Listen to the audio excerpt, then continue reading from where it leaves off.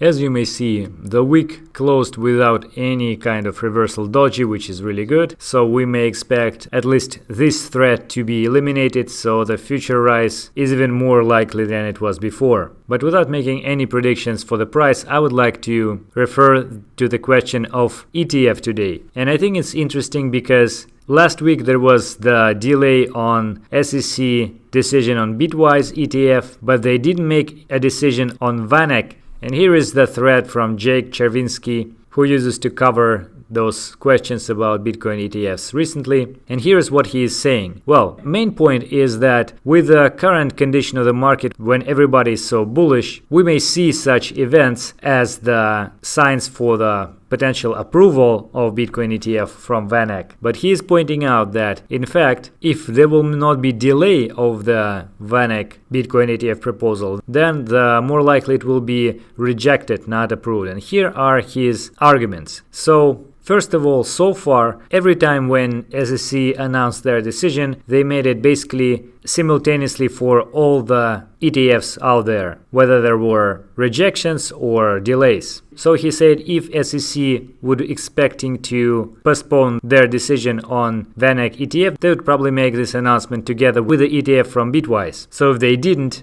the denial is more likely to happen. He said that SEC didn't approve ETF for 6 years so far, and while it's moving slowly and carefully, it means that usually they would consider to take the whole period of time that they have before approving. And this is just the one of the deadlines, not the final deadline. And final deadline will be 18th of October. So let's remember this date. We will return to this a little later. Also, he said that the market conditions are not that great now because of VanEck and Binance and some volatility recently, so on and so forth. And also related to the Bitwise delay, the SEC announced their points of concern. Here is the document from them. It's like many points, and he's summing up them as, for example, the nature of the market of Bitcoin, efficiency of this market, the possible manipulation of that, the relationship between Bitcoin futures and spot markets, the existence of surveillance sharing agreements, etc., etc. So if SEC would consider those points to be grounds for denying Bitwise, why they would not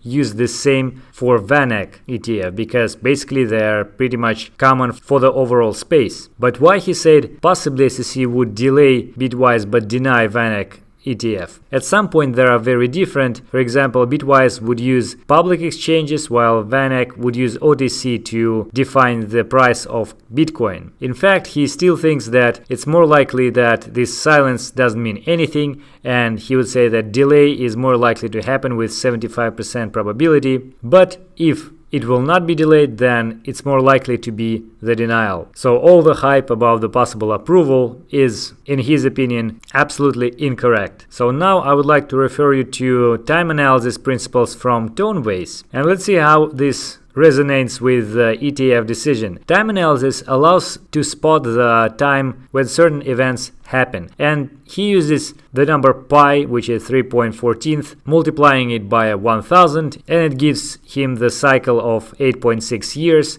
And taking a look at the critical stages of the cycles, like half of the cycle, quarter of the cycle, one can expect that maybe some key events would happen at this point of time. So for example, on August 11, 2017, Vays expected that it would be the highest point for the price of Bitcoin, but instead of that, it appeared to be the event related to SegWit, which is also a really nice match as a prediction because it was a critical event for Bitcoin anyway. So he looked at the other things as well, and one of his points was that he was expecting, of course, the drop to something like $1,000, but he was thinking that it may happen in one of these time points which are important in terms of this time analysis with the number pi, and he is saying that this will happen on October 5th this year. So now remember, ETF final decision from SEC would be on October 18th. This would be the deadline. So a little bit later than his date, which he is pointing out here. And of course, SEC